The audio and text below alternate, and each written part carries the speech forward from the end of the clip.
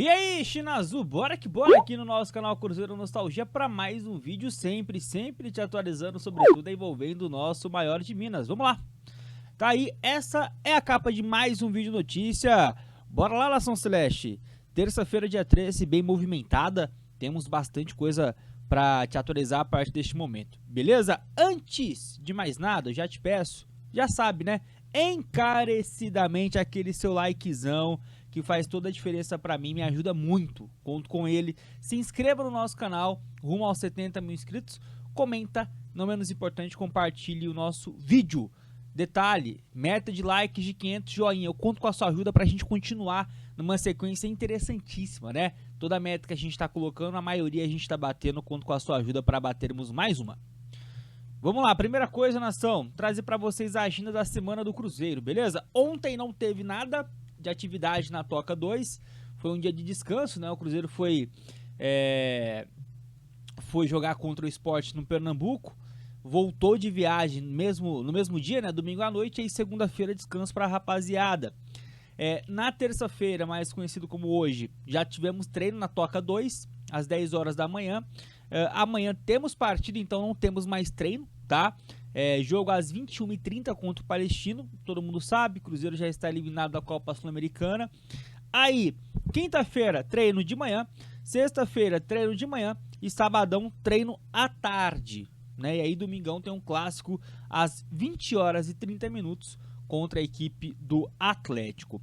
E sobre o clássico, temos aí já a atualização, né, dos ingressos vendidos. A atualização saiu minutos depois que eu subi o vídeo de ontem à noite, ali por volta das 7h10, 7h15, né, e teve a atualização de 35 mil ingressos vendidos. A expectativa é de casa cheia, a tendência é que, se a gente não tiver os ingressos esgotados, mas que pelo menos 55 mil cruzeirenses estejam presentes para esse jogo importantíssimo. O Cruzeiro vencendo vai se consolidar ainda mais dentro do G4 e podendo, quem sabe, aí chegar a uma terceira colocação, segunda, primeira. Vai depender do que vai acontecer nos jogos de Flamengo, Palmeiras e Red Bull Bragantino. E sobre Cruzeiro e Palestino, até agora não tivemos parcial. Eu vou ser sincero para vocês, se tivermos ali uns 25 mil torcedores, já vai ser um público muito bom, né? O ingresso tá no valor mínimo possível, né? Perante ao regulamento da Conmebol, mas eu não sei, viu, cara? Eu acho até que de repente nem 20 mil vai bater, mas não dá pra duvidar da nossa torcida. Vamos lá! Quero trazer, nação, novamente essa informação, porque ela é repetida, mas vem novamente de outros jornalistas, cara. O Wallace no Grêmio, olha só essa informação lá da Rádio Mortal, uma das principais rádios do Rio Grande do Sul, né, replicada aqui pelo Grêmio Timeline, né, perfil no Twitter. Grêmio faz consulta por Wallace, volante de 30 anos, atualmente no Cruzeiro. O Wallace jogou no Grêmio entre 2014, né, e 2016 e conquistou uma Copa do Brasil pelo Tricolor, inclusive em cima das frangas, né? Pedido de Felipão. Então, Nação Celeste, temos mais uma fonte, uma outra, né? Dessa vez também lá do Rio Grande do Sul, que fala, né, do interesse do Grêmio no Wallace, cara. E, poxa, eu até entendi a justificativa, né, do Leonardo Jardim na coletiva pós Sport 0 Cruzeiro 4, de não ter utilizado o Wallace, eu super entendi. Mas, cara, você percebe que o Wallace, ele tá muito no fundo dessa fila de... de prioridades, né, do Cruzeiro para essa posição de primeiro homem do meio campo, né? Ou até mesmo ali segundo homem do meio campo, enfim. O Wallace, cara, ele é um dos últimos, né? Quando a gente não tem o Lucas Romero para um jogo fora de casa, ele é preterido por outros jogadores. Ele tem até atuado muito, né, em segundos tempos, mas pelo que custou era para ser titular absoluto. Ele não consegue se firmar, não consegue ter sequência de jogo, mas não é porque o técnico, né, que é o vilão da história, muito pelo contrário. É ele que não se ajuda, porque quando tem chance, um Deus nos acuda. É muito difícil você apontar uma baita partida do Wallace, e a gente já tá em maio, rapaziada. Complicado, né? Então, vamos ver qual vai ser o futuro. Eu acredito que o Wallace vai ser utilizado como moeda de troca, tá? Em alguma negociação. Eu vi pessoas falando que o William também deve seguir o mesmo caminho. Primeiro, minha opinião, eu acho que é uma besteira grandiosa você querer colocar o William como moeda de troca porque ele virou reserva. Rapaziada, ele, primeiro, não é reserva porque tá mal fisicamente ou porque é um bagre. Não, o William é um baita de um lateral direito, não vive um momento melhor que seu concorrente, que é o Fagner. Então temos bons dois laterais direitos. Pra que a gente vai querer usar o William como moeda de troca?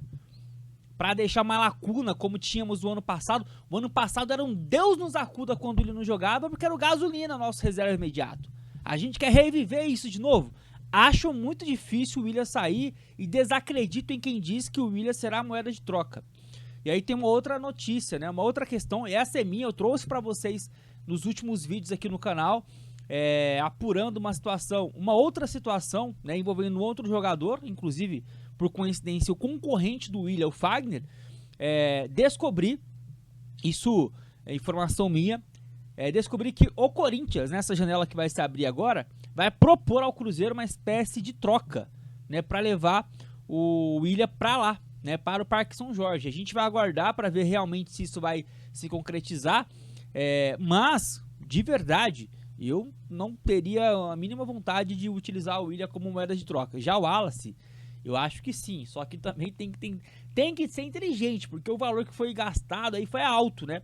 Foi o jogador mais caro da última janela do Cruzeiro, a janela lá daquele meio de ano, né? A última não, porque tivemos agora a virada do ano, mas aquela lá, né, do meio do ano, tivemos, e a gente descobriu agora no balanço que foi divulgado há algumas semanas, que dos contratados, o Wallace foi o mais caro que o Matheus Henrique, mais caro que o Matheus Pereira, porque o Cruzeiro conseguiu um super desconto, né, com os árabes lá. Então assim, rapaziada, vamos ver cenas dos próximos capítulos, mas é um assunto que tem que ter uma certa atenção, porque, repito, né, valeu muita grana. E aí, nação, falando em reforços, o Samuel Venâncio confirmou, ele crava, né, uma questão envolvendo reforços que eu acho muito importante, tá? Só para situá-los, a janela de transferências do Cruzeiro, ela vai do Cruzeiro não, né? Do futebol brasileiro para reforços, ela se abre agora no dia 2 de junho. Então temos aí menos de 3 semanas, certo? 3 semanas para você negociar um jogador para chegar hoje no Cruzeiro, já é um tempo apertado. Então, com certeza o Cruzeiro já tem coisas ali caminhando, engatilhadas. E a informação em cima disso do Samuel Venâncio é de que o Cruzeiro, né, já planeja anunciar reforços assim que a janela abrir. Primeiro período para inscrições será aberto no dia 2 de junho, como eu acabei de dizer. Mas bora aqui, ó, para esses primeiros parágrafos. Ó. Nas quentes do dia desta segunda, Samuel Venâncio revelou que o plano do Cruzeiro é ter contratação para registrar já na primeira janela de inscrições, agora no início de junho. De acordo com a regra da CBF, serão 2 janelas de reforços entre junho e setembro, né?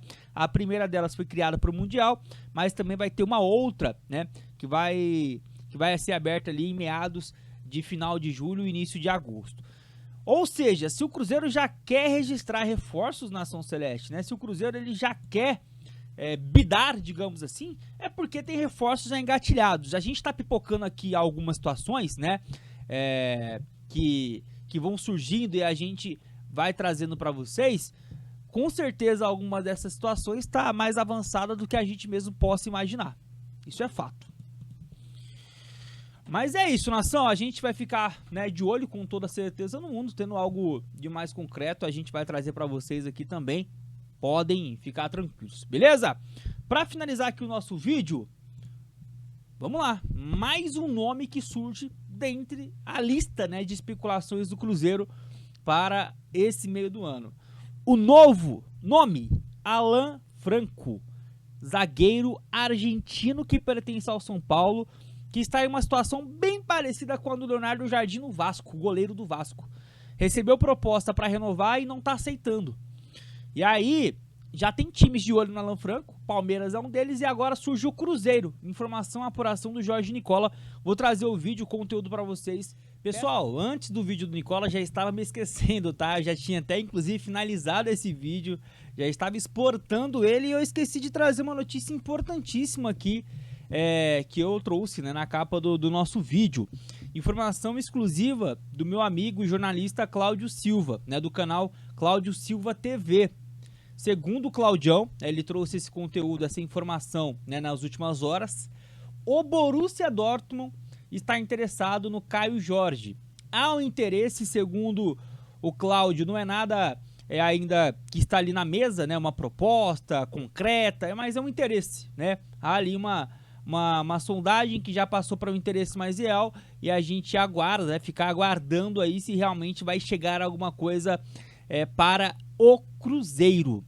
Durante, né, a informação, ele foi questionado, né, sobre um inscrito a respeito dos valores. A inscrito perguntou, será que é uns 30 milhões de euros? Porque o Cláudio falou que era um valor muito alto, né, caso essa proposta realmente chegue.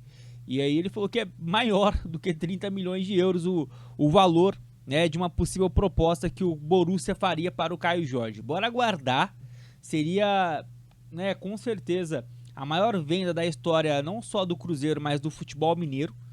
E com certeza, chegando essa proposta, mesmo que seja agora no meio do ano, é bem provável que o Cruzeiro não seguraria, rapaziada.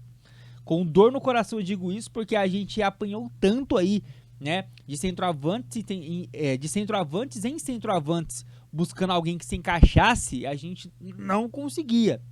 O último, para vocês terem ideia, né, foi o Edu na Série B, né, que conseguiu ali ser goleador dentro de um esquema que se encaixou com o Pesolano. Então, é pra doer muito no coração, mas se chegar não tem o que fazer, a gente vai aguardar.